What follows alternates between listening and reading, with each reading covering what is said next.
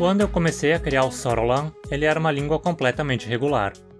Praticamente todas as palavras básicas eram substantivos, pronomes e numerais, e a partir delas, por declinação ou derivação, surgiam verbos, advérbios e outros.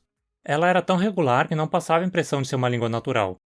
Mas o Sorolan tem o objetivo de ser a língua de um povo fictício de uma história minha. Então eu precisava dar um jeito de consertar isso, de fazê-lo soar mais natural. A forma mais prática de fazer isso de maneira convincente é criando uma língua ancestral da qual a sua conlang moderna evoluiu.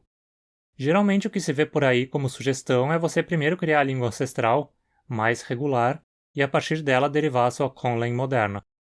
Mas se você quer que a sua conlang moderna soe de certa forma, fazer isso pode acabar levando a um resultado diferente do que você queria. Então minha sugestão é começar com uma conlang moderna mesmo e a partir dela retroderivar a forma ancestral. Ao menos crie um básico da conlang moderna primeiro, aí regrida para a forma ancestral e depois crie palavras novas derivando da ancestral para a moderna. Pois então foi isso que eu fiz com o Sorolan.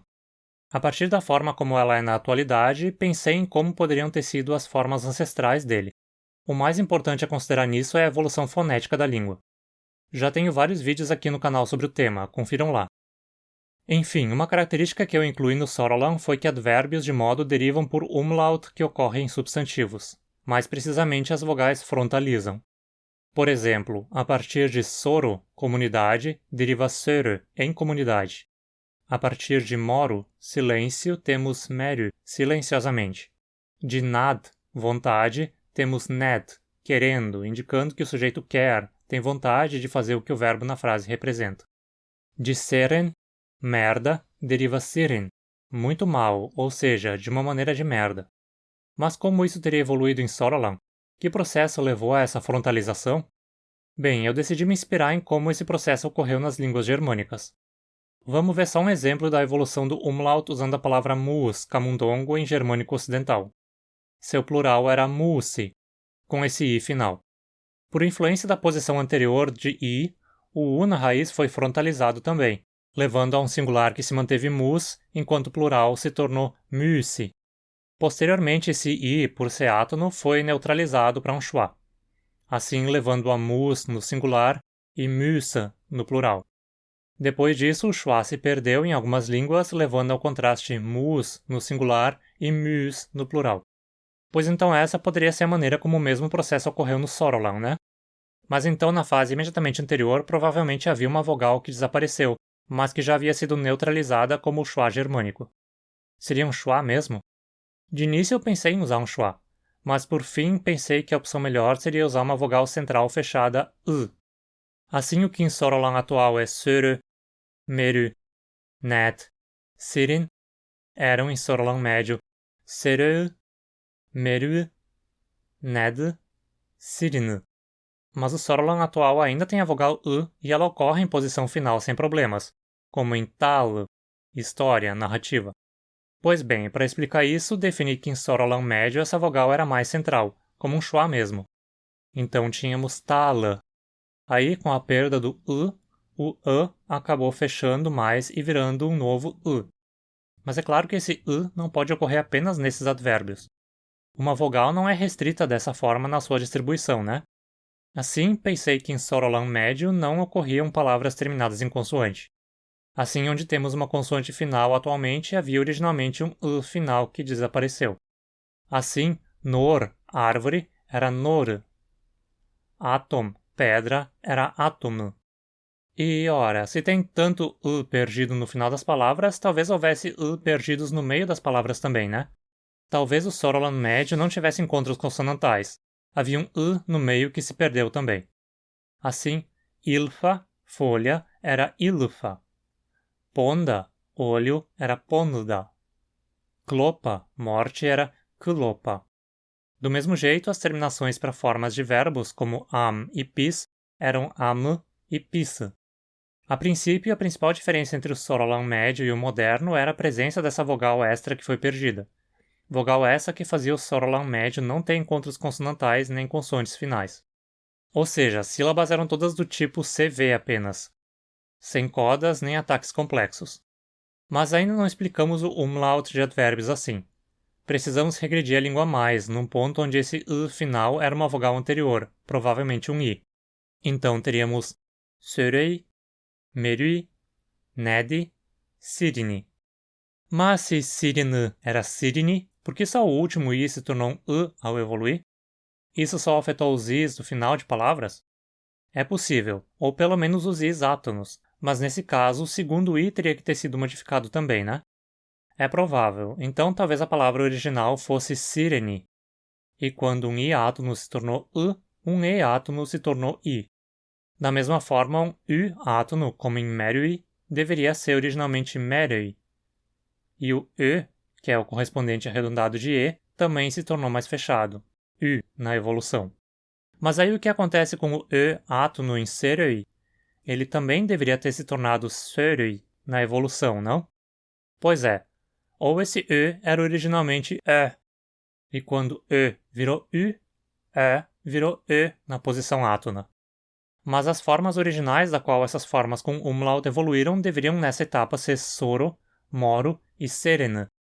Então não teria razão de o segundo e de Serena não ter sofrido umlaut, ou as vogais finais de Soro e Moro terem se tornado e em vez de e u. Isso indica que provavelmente essas palavras eram então Soro, Moro e Sereni. Dessa forma, deduzimos que do Sorolano antigo para o médio ocorreram essas mudanças nas vogais. I, U, I, todos se tornaram U. Um E átono se tornou I. Um E átono se tornou E. O átono U, O átono O, E átono U, E átono E. Mas espera aí, o Sorolan não tem E em sílabas tônicas. O que aconteceu com esses? Bom, talvez E tenha virado E em todas as sílabas, até as tônicas.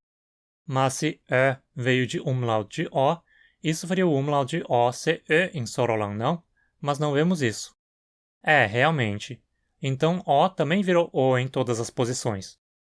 Mas o Sorolan ainda tem O. Bom, então ele tinha mais uma vogal inicialmente, ou duas. Ao final, analisando as possibilidades, cheguei à conclusão de que o Sorolan antigo tinha uma quantidade absurda de 14 vogais distintas. A, E, E, I, U, O, A, E.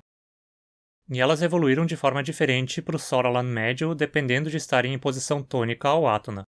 Então, pegando duas palavras já criadas em Sorolan e regredindo, cheguei a coisas como Kore, céu, Renidali, sol, Javo, nuvem, Noru, árvore, Ponuda, olho, Kulame, mão, Utapira, perna, Utarga, raiz, Altofu, orelha.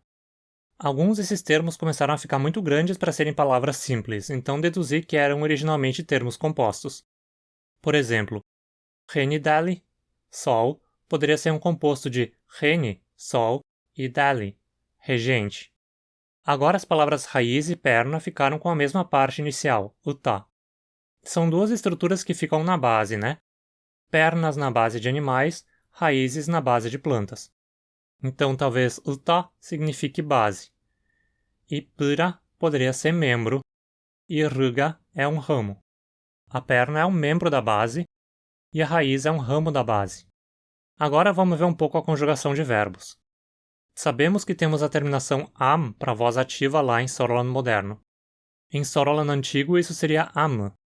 Então de asso, nado, que em Sorolan moderno é asso, temos assoyam, já que em Sorolan moderno o verbo é assoyam, fazer nadar.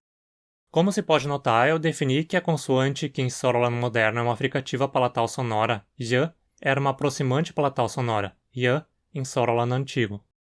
Agora de sili, luz, que em Sorolan moderno é sil, temos silam, ou siliam, como o verbo iluminar, se considerarmos que a forma em Sorolan moderno é silam apenas.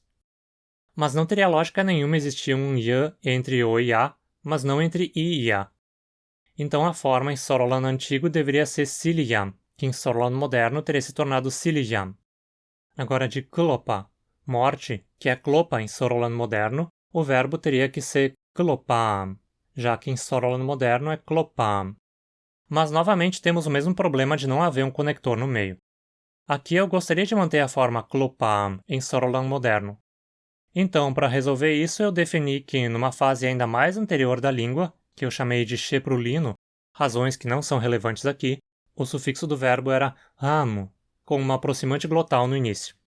Caso ele fosse precedido por uma vogal anterior, e, aqui representado pelo E maiúsculo, essa aproximante se tornou uma aproximante palatal na evolução, gerando yama em Sorolan antigo. Se seguido por uma vogal posterior, como U ou O, que é sempre arredondada, se tornou uma aproximante lábio-velar, um W, né? Então, nesses casos, se tornou wama em Sorolan antigo. Agora, se a vogal fosse central, como A, I, ele simplesmente desapareceu. Então, agora, se pensarmos asoham, nadar, se tornou asoam, asuam, asuam, sendo o substantivo correspondente asu. De siliham, evoluiu siliyam, siliyam, siliam, e o substantivo correspondente é sil. De klopam, evoluiu klopam, klopam, klopam, e o substantivo correspondente é klopa. E assim introduzimos irregularidades na derivação de verbos a partir de substantivos. Em palavras que terminam em consoante, não temos como deduzir como será o verbo derivado, pois isso vai depender de qual vogal ocorria ao final da palavra lá em Sorolan antigo. Bem, essa é só uma palhinha de como eu tornei o Sorolan mais natural, regredindo para uma forma mais antiga e, a partir dela, fazendo novos ajustes na forma moderna. Agora pensa aí se você consegue ter ideia de como fazer isso numa conlang sua. É possível que em breve eu volte com mais vídeos sobre isso, então se inscreva no canal e ative as notificações. E você sabia que pode apoiar o canal através da nossa campanha do Apoia-se? Além de garantir a continuidade do material produzido aqui, ainda tem algumas vantagens, confere lá pelo link na descrição. Você também pode apoiar o canal fazendo doações espontâneas do valor que quiser e puder via Pix ou PayPal. Aproveite e mande junto uma sugestão de vídeo. Outras formas de ajudar o canal são com seu engajamento. Deixe sua curtida, comente aí embaixo e compartilhe esse vídeo com seus amigos conlangueiros. E me segue também lá no Instagram. Até a próxima!